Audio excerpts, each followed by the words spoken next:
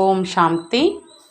அவ்யக்த முரளி 15/9/1974. அவ்யக்த பாப்தாதா, மதுபன். முயற்சி செய்வதின் கடைசி லட்சியம் அவ்யக்த பரிஸ்தா நிலை. இப்பொழுது குழந்தைகள், உங்களுடைய கடைசி நிலை உருவாக்குவதற்கான கடைசி முயற்சி நடந்துட்டு இருக்குது. மகாரதி குழந்தைகள் யார் பொறுப்பாளராக ஆகியிருக்கிறாங்களோ அவங்களுக்கு தன்னுடைய முயற்சியின் வேகத்திலும் அனைவருடைய எதிரில் ஒரு எடுத்துக்காட்டாக ஆகணும். உயர்ந்த முயற்சி அப்படின்னா என்ன? அதை யாரை பார்த்து பின்பற்றுவீங்க? எப்படி சாக்காரத்தில் முயற்சி எப்படி செய்கிறது மற்றும் முயற்சி செய்வது என்று எதை சொல்கிறது? முதலிலும் முயற்சியினுடைய அடையாளமாக, அதாவது சாக்கார பிரம்மா பாபாவை பார்த்து எல்லோரும் முன்னேறிக்கிட்டு இருந்தாங்க. ஆனால் இந்த நேரம் சாக்காரத்தில் அடையாளமாக யாராக இருக்கிறாங்க? மகாரதி. மகாரதிகள்கிட்ட அந்த மாதிரி முயற்சி நடந்துட்டு இருக்குதா? அவங்களை பார்த்து மற்ற ஆத்மாக்களுடைய முயற்சி செய்வதும் சிம்பிளாக ஆகிடணும். கடைசி முயற்சி எது? அதை தெரிஞ்சிருக்கீங்களா? எப்படி தொடக்கத்தில் தேக அபிமானத்தை அகற்றுவதற்காக நான் சதுர்புஜ் அப்படிங்கிற முயற்சி செய்வது வைக்கப்பட்டிருந்தது. அதாவது 4 கைகள் உள்ளவன் அப்படிங்கிற முயற்சி செய்ய வைக்கப்பட்டிருந்தது. இதன் மூலம்தான் பெண் அப்படிங்கிற உணர்வு, பலகீனம், கோழைத்தனம் இதெல்லாம் அகன்று போச்சு. மற்றும் நீங்கள் பயமற்றவராக மற்றும் சக்திசாலியாக ஆயிட்டீங்க. அப்படி தொடக்கத்தில் எப்படி தேக அபிமானத்தை அகற்றுவதற்காக நான் சதுர்புஜமாவேன் அப்படிங்கிற இந்த நடைமுறை முயற்சி இருந்தது இல்லையா? போகும் பொழுதும் வரும் பொழுதும் மற்றும் பேசும் பொழுதும் நான் பெண் அல்ல, நான் சதுர்புஜமாவேன் அப்படிங்கிற அந்த போதை இருந்தது. அப்படிங்கிற இந்த 2 சமஸ்காரம் மற்றும் அந்த 2 சக்திகள் கிடைச்சிருச்சு. அதாவது இந்த 2 காரியத்தையும் நாம் செய்ய முடியும். அதே மாதிரி கடைசி லட்சியமாக எது நினைவில் இருக்கணும்? அதன் மூலம் லட்சணம் தானாகவே வந்துடும். முயற்சி செய்வதற்காக அந்த கடைசி லட்சியம் எது? அவ்யக்த பரிஸ்தாவாகி இருப்பது தான் அது. அவ்யக்த ரூபம் எது? பரிஸ்தா நிலை. அதிலேயும் ஒளி வடிவமான ரூபம் எதிரில் இருக்குது.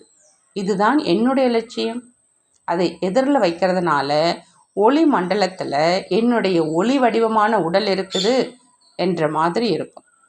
எப்படி சூட்சும வதனத்திலும் அவ்யக்த ரூபத்தை பார்க்குறீங்கன்னா, அவ்யக்த மற்றும் வியக்தத்தில் என்ன வித்தியாசம் பார்க்குறீங்க? வியக்தம் 5 தத்துவங்களால் ஆனது மற்றும் அவ்யக்தம் ஒளி வடிவலானது. ஒளி வடிவமான ரூபமும் இருக்குது, ஆனால் அக்கம் பக்கம் நாலாபுறமும் ஒளியே ஒளிதான். அதாவது ஒளி மண்டலத்தில் இந்த ஆக்கார உடல் தென்படுது, அதாவது ஒளி வடிவமான உடல் தென்படுது. சூரியனினுடைய ஒளிவோ இருக்குது, ஆனால் அதன் நாலாபுறத்திலும் சூரியனுடைய ஒளி நிழல் ரூபத்தில் பரவி இருப்பது மாதிரி, மேலும் ஒளியில் விசேஷ பிரகாசம் தென்படுது. இந்த விதமாக நான் ஆத்மா ஜோதி ரூபமானவன் அப்படிங்கிற இந்த லட்சியமும் இருக்கவே இருக்குது. ஆனால் நான் ஆகாரத்திலும் ஒளி மண்டலத்தில் இருக்கிறேன். நாலாபுறங்களிலும் தன்னுடைய சொரூபம் ஒளியே ஒளியினுடைய நடுவில் இருப்பதாக நினைவில் இருக்கட்டும் மற்றும் தென்படவும் வேணும். அந்த மாதிரி அனுபவமாகட்டும். கண்ணாடியில் பார்க்குறீங்க அப்படின்னா தெளிவான ரூபம் தென்படுது இல்லையா? அதே மாதிரி ஞானம்ங்கிற கண்ணாடியில் தன்னுடைய இந்த ரூபம் தெளிவாக தென்படும். மேலும் அனுபவம் ஆகட்டும். காரியங்கள் செஞ்சுக்கிட்டே போகும்போதும் வரும்போதும் மற்றும் பேசிக்கொண்டே நான் ஒளி ரூபமானவன், நான் பரிஸ்தா சென்று கொண்டிருக்கிறேன் மற்றும் நான் பரிஸ்தா பேசிகிட்டு இருக்கிறேன் அப்படிங்கிற அந்த உணர்வு இருக்கட்டும். அப்போதான் உங்களுடைய நினைவு மற்றும் நிலையினுடைய பிரபாவம் மற்றவங்க மேலே ஏற்படும். காரியங்கள் செஞ்சுக்கிட்டே நான் பரிஸ்தா இந்த காரியத்துக்காக பூமியில் கால் வச்சிருக்கிறேன், ஆனால் நான் அவ்யக்த தேசத்தை சேர்ந்தவன் அப்படிங்கிற இந்த நினைவை இப்போ அதிகப்படுத்துங்க. நான் இந்த காரியத்துக்காக அவதரிச்சிருக்கிறேன், அதாவது நான் இந்த காரியத்துக்காக வதனத்தில் இருந்து பூமிக்கு வந்திருக்கிறேன். காரியம் முடிவடைந்தது, பின்பு திரும்பி என்னுடைய வதனத்தில் இருக்கிறேன். எப்படி தந்தை வராங்க அப்படின்னா, நான் வதனத்திலிருந்து வந்திருக்கிறேன், இந்த காரியத்துக்காக வந்திருக்கிறேன் மற்றும் நான் திரும்பி போகணும் அப்படிங்கிற அந்த நினைவு இருக்குது இல்லையா? அதே மாதிரி உங்கள் அனைவருக்குமே நான் அவதாரம், அதாவது நான் அவதரிச்சிருக்கிறேன், நான் இப்போ பிராமணனாக இருக்கிறேன், பின்னர் தேவதையாக ஆவேன். உண்மையில இது கூட மேலோட்டமான ரூபமாக இருக்கு. இந்த நிலை கூட சாக்காரம். இப்போ உங்களுடைய நிலை ஆகாரமாக ஆக வேண்டியதாக இருக்குது. ஏன்னா ஆகாரத்திலிருந்து பின்பு நிராகாரமாவது சுலபமாக ஆயிடும். எப்படி தந்தையும் அதாவது பிரம்ம பாபாவும் சாக்காரத்திலிருந்து ஆக்காரியாக ஆனாங்க, ஆக்காரியில இருந்து பிறகு நிராகாரி மற்றும் பின்பு சாக்காரியாக ஆவாங்க. இப்போ நீங்களும் அவ்யக்த வதனவாசி நிலை வரை சென்றடையணும், அப்போதான் நீங்கள் உடன் செல்ல முடியும். இப்போ இந்த சாக்காரத்திலிருந்து அவ்யக்த ரூபத்திற்கான பங்கு ஏன் ஏற்பட்டுச்சு? அனைவரையும் அவ்யக்த நிலையில நிலைத்திருக்க செய்வதற்காக. ஏன்னா இதுவரை அந்த நிலை வரை சென்றடையல. இப்போ கடைசி முயற்சியாக இதுதான் இன்னும் இருக்குது. இதன் மூலமாகத்தான் சாட்சாத்காரம் ஏற்படும். சாக்கார சொரூபத்தின் போதைக்கான விஷயங்களோ அதிகமாக இருக்குது. நான் உயர்ந்த ஆத்மா, நான் பிராமணன் ஆவேன் மற்றும் நான் சக்தி ஆவேன் என்பது போல இந்த நினைவின் மூலமாக உங்களுக்கு போதை மற்றும் குஷியினுடைய அனுபவம் ஆகும். ஆனால் எதுவரை இந்த அவ்யக்த சொரூபத்தில் ஒளி மண்டலத்தில் தன்னை அனுபவம் செய்யவில்லையோ அதுவரை மற்றவங்களுக்கு உங்களுடைய காட்சி கிடைக்காது. ஏன்னா தேவி சொரூபத்தினுடைய சாட்சாத்காரமாக என்ன பக்தர்களுக்கு கிடைக்குமோ அது அனைத்து காரியங்களையும் செய்து கொண்டு போகும் பொழுதும் வரும் பொழுதும் ஒளி மண்டலத்திலேயே இருக்கிறதுனால தான் ஏற்படும். சாட்சாத்காரம் கூட ஒளி இல்லாமல் ஏற்படாது, லைட் இல்லாமல் ஏற்படாது சாட்சாத்காரம். இப்போ நீங்களே லைட் ரூபத்தில் எப்போ நிலைச்சிருப்பீங்களோ அப்போது உங்களுடைய லைட் ரூபத்தினுடைய பிரபாவத்தினால தான் அவங்களுக்கு சாட்சாத்காரம் ஏற்படும். இதைத்தான் சாஸ்திரங்களில் ஹம்சன் குமாரியை வெட்டினான் என்றால் அது மேலே பறந்து போயிடுச்சு, சாட்சாத் ரூபமுடையதாக ஆயிடுச்சு, பின்பு ஆகாஷ்வாணி கூறியதாக அப்படின்னு காமிச்சிருக்கிறாங்க. அதே மாதிரி உங்களுடைய சாட்சாத்காரம் ஏற்படுதுன்னா இது தேவி மூலமாக ஆகாஷ்வாணி ஒலிச்சிட்ருக்குது அப்படின்னு அந்த மாதிரி அனுபவம் ஆகும். இந்த தேவி அல்லது சக்தி எனக்காக என்ன ஆகாஷ்வாணி சொல்லிட்டு இருக்கிறாங்க அப்படின்னு கேட்பதற்கு ஆவல் உள்ளவர்களாக இருப்பாங்க. உங்களில் இந்த புதுமை தென்படணும். சாதாரண பேச்சு தென்பட வேண்டாம். மேலே இருந்து ஆகாஷ்வாணி கேட்டுட்ருக்குது என்று அந்த மாதிரி மட்டும் அனுபவமாகட்டும். ஆகையினால இப்போ ஜுவாலாமுகி ஆவதற்கான நேரம் அப்படின்னு சொன்னோம். இப்போ உங்களுடைய கோபி நிலையினுடைய பங்கு முடிவடைஞ்சிருச்சு.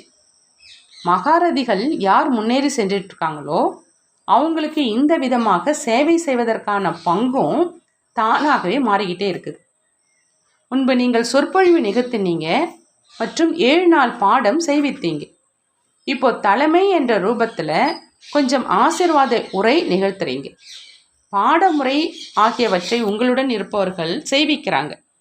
இப்பொழுது இந்த நேரம் யாரையாவது கவரணும், தைரியம் மற்றும் உற்சாகத்தில் கொண்டு வரணும் அப்படிங்கிற இந்த சேவை இன்னும் செய்ய வேண்டியது இருக்குது. அப்படின்னா வித்தியாசம் வந்துடுது இல்லையா? இதையும் தாண்டி ஆகாஷவாணி ஒழிச்சிட்ருக்குது அப்படிங்கிற அந்த அனுபவம் ஆகும். ஏதோ அவதாரம் மற்றும் இவங்க ஒரு சாதாரண மனிதர்கள் இல்லை அப்படின்னு சொல்லுவாங்க. அவதாரம் தோற்றம் காட்சியாக ஆகியிருக்குது அப்படின்னு சொல்லுவாங்க. சாட்சாத்காரத்தில் அனுபவம் செஞ்சு செஞ்சு தேவி தோற்றம் காட்சியாக ஆனது என்பது போல ஆகும். மகா வாக்கியம் சொன்னாங்க மற்றும் அரைஞ்சிட்டாங்க. இப்போதைய நிலை மற்றும் முயற்சியினுடைய லட்சியமாக இது இருக்கணும். இப்போது ஸ்தூல காரியங்களில் இருந்தும் விலகிக்கிட்டே இருக்கிறவங்க ஆவீங்க. இஷாராவில் கேட்டீங்க, டைரக்ஷன் கொடுத்தீங்க, பின்பு அவ்யக்த வதனத்தில் வந்துட்டீங்க. எப்படி சாக்கார பாபாவில் பார்த்தீங்க, அனுபவம் செஞ்சீங்க? கீழே வந்தார், டைரக்ஷன் கொடுத்தார், கேட்டீங்க, மேலும் மீண்டும் மேலே வந்துட்டார். தொடக்கத்தில் மற்றும் கடைசியினுடைய காரியத்தில் இரவு மற்றும் பகலுக்கான வித்தியாசம் தென்படலை. இப்போ பொறுப்புகளும் இன்னும் அதிகரிக்கும். இப்போ பொறுப்புகள் குறையுமோ அப்போ பரிஸ்த ஆவோம் என்று அப்படி கிடையாது. பொறுப்புகள் மற்றும் சேவையினுடைய விஸ்தாரமோ நாலாபுரமும் இன்னும் அதிகரிக்கும். எப்படி இப்பொழுது வெளிநாட்டினுடைய சேவையும் அதிகரிச்சது மற்றும் விஸ்தாரமானதாகவும் ஆச்சு இல்லையா? அதே மாதிரி விதவிதமான சேவைகள் என்ன நடந்துட்டு இருக்குதோ அவை அவசியம் அதிகரிக்கும். உலகத்தினுடைய ஒவ்வொரு விதமான ஆத்மாக்களுக்கு நன்மை ஏற்பட்டதாக சாஸ்திரங்களிலும் வர்ணனை இருக்குது. நடைமுறையில் நடந்தது இல்லையா? அதனால்தான் இதனுடைய வர்ணனையும் சாஸ்திரங்கள்ல இருக்குது. இவை அனைத்தும் நடக்கும். இப்பொழுதோ ஒரு இடத்துல அமர்ந்திருக்கீங்க, பின் நாட்களில் 10 இடங்களை கவனிக்க வேண்டியதாக இருக்கும். அப்படின்னா ஒரு இடத்துல அமர்ந்திருக்க முடியாது. இப்பொழுதோ 6-8 மாதம் ஒரே இடத்துல அமர்றீங்க. பின்போ லைட் ஹவுஸ் மாதிரி சேவை செஞ்சுக்கிட்டே இருப்பீங்க. பொறுப்பாளராக ஆகியிருக்கும் முக்கியமானவங்க, சேவை செய்கிறவங்க மற்றும் ராஜ்ய பாக்கியத்தின் ஆசனத்தை அடைகிறவங்க அந்த மாதிரி நெருக்கமான ரத்தனங்கள் லைட் ஹவுஸ் மாதிரி சுற்றி சுற்றி நாலாபுறமும் லைட் கொடுத்துக்கிட்டே இருப்பாங்க. லைட் ஹவுஸின் நடைமுறை ரூபமும் தேவையில்லையா? ஒருவர் அநேகர்களுக்கு லைட் கொடுப்பார். எல்லைக்கு அப்பாற்பட்ட உலகின் அதிபதி அப்படின்னா பிறகு அவர் ஒரு ஏரியாவினுடைய எல்லைக்குட்பட்ட பொறுப்பாளராக இருக்கிறார் என்று இதுவோ இருக்க முடியாது இல்லையா? அவருக்கு ஏதோ ஒரு இடம் இருப்பிடமாக இருந்தாலோ எப்படி லைட் ஹவுஸிற்கும் ஒரு இடம் நிரந்தரமாக இருக்குது. சேவை ஒரு இடத்திற்கு மட்டும் செய்யாம நாலாபுறமும் லைட்டை பரப்புவாங்க. இதே விதத்துல ஸ்தானம் ஒன்றாக இருந்தாலும் தன்னில் என்ன விஷயங்கள் மற்றும் சக்திகள் இருக்குதோ அதனுடைய லாபம் நாலாபுறங்களிலும் ஏற்படட்டும். இதுவரையிலும் ஒரு இடத்திற்கு மட்டும் உங்களுடைய விசேஷத்தினுடைய லாபம் இருக்குது. சூரியன் ஒரு இடத்துக்கு மட்டும் வெளிச்சம் கொடுக்குதா? உங்களுடைய விசேஷ சக்திங்கிற கிரணங்கள் நாலாபுறமும் பரவணும் இல்லையா? இல்லைன்னா மாஸ்டர் சர்வ சக்திவான் மற்றும் ஞான நட்சத்திரங்கள் நீங்கள் எப்படி நிரூபணமாவீங்க? மாஸ்டர் ஞான சூரியன் அப்படின்னா தந்தைக்கு சமமானவர்.